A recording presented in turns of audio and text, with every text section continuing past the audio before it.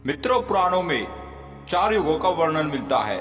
सतयुग, त्रेता युग, द्वापर युग और कलयुग। वैसे तो कलयुग को श्राप कहा जाता है, लेकिन क्या आपको पता है कि इस पृथ्वी पर कलयुग कैसे आया और कैसे हुई थी इस पृथ्वी पर कलयुग की शुरुआत?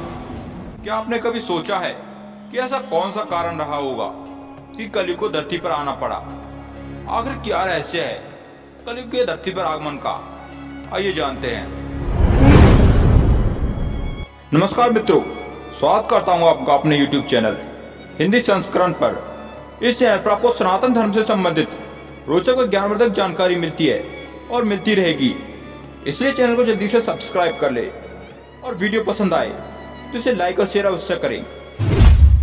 मित्रों, पौराणिक मान्यता के अनुसार जब धर्मराज युधिष्ठिर अपना पूरा राजपाट राजा परीक्षित को सौंपकर अन्य पांडवों तथा द्रौपदी सहित महापरिनिर्वाण हेतु हिमालय की ओर जा रहे थे, उन दिनों स्वयं धर्म बैल का रूप लेकर गाय के रूप में बैठी पृथ्वी देवी से सरस्वती नदी के किनारे मिलने आए। गाय रूपी पृथ्वी देवी की नमन आंखों से आंसू बह रहे थे।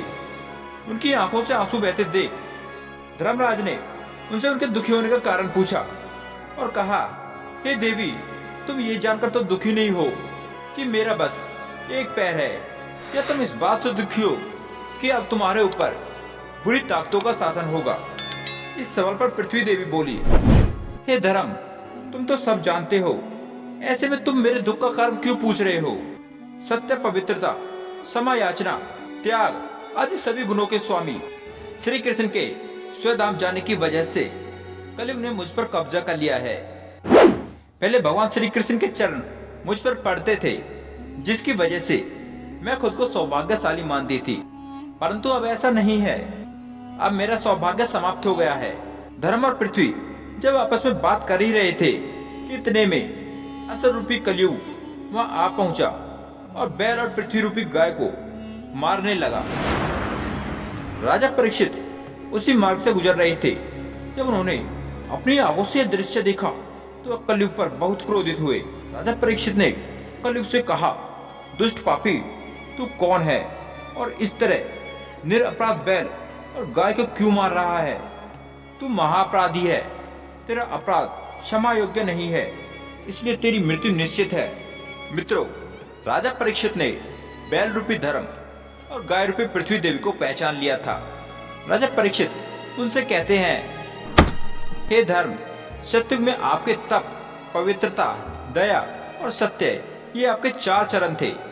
त्रेता में 3 चरण ही रह गए और द्वापर आते आते सिर्फ 2 ही रह गए, और अब इस दुष्ट कलयुग में आपका 1 ही चरण रह गया है। इतना कहते हुए राजा परीक्षित ने अपनी तलवार निकाली और कलयुग को मारने के लिए आगे बढ़े। राजा परीक्षित का क्रोध देखकर कलयुग थरथर कांपने लगा। कलयुग अपनी राशि वेशभूषा उतारकर राजा परीक्षित के चरणों में गिर गया और क्षमा याचना करने लगा। राजा परीक्षित ने भी अपनी शरण में आए कलयुग को मारना उचित नहीं समझा और कहा, कलयुग तू मेरी शरण में आया है, इसलिए मैं तुझे जीवन दान दे रहा हूँ, किंतु अधर्म, पाप, झूठ, चोरी, दरिद्रता और कपट आदि अनेकों पापों का मूल कारण तू ही है। तू मेरे राज्य से अभी निकल जा और फिर कभी लौट कर नहीं आना। कलयुग ने राजा परीक्षित की बात सुनकर कहा, राजन, पूरी पृथ्वी पर आपका निवास है। पृथ्वी पर ऐसा कोई स्थान नहीं जहां आपका राज नहीं हो। ऐसे में आप मुझे रहने के लिए स्थान प्रदान करें। तो कहने पर राजा परीक्षित ने काफी सोच विचार कर कहा, असत्य, मद, काम और क्रोध का जहां निवास होगा, इन 4 स्थानों पर तुम रह सकते हो। इस पर कलयुग बोला, हे राजन, ये 4 स्थान मेरे रहने के लिए पर्याप्त हैं, किंतु कोई अन्य स्थान भी मुझे प्रदान करे। इस पर राजा परीक्षित ने कलयुग को स्वर्ण के रूप में 5वां स्थान प्रदान किया। कलयुग इन स्थानों के मिल जाने के बाद प्रत्यक्ष रूप से तो वहां से चले गए, लेकिन कुछ देर बाद अदृश्य रूप में वापस आकर राजा परीक्षित के स्वर्ण मुकुट में निवास करने लगे, और फिर इसी तरह कलयुग का आगमन धरती पर हुआ। मित्रों, मार्कंडेय पुराण में वर्णन मिलता है कि कलयुग के शासक मनमाने ढंग से जनता पर राज करेंगे।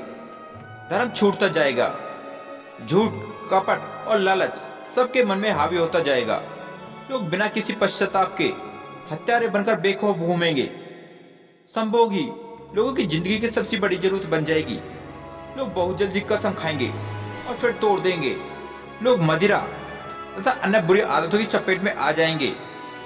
ब्राह्मण ज्ञानी नहीं रहेंगे, क्षत्रियों का साहस खत्म हो जाएगा और वैश्य ईमानदार नहीं रहेंगे तथा पाप अपने चरम पर होगा। मित्रों, कलयुग से जुड़ी इन घटनाओं के बारे में आपका क्या कहना है? हमें कमेंट बॉक्स में अपनी राय अवश्य दें।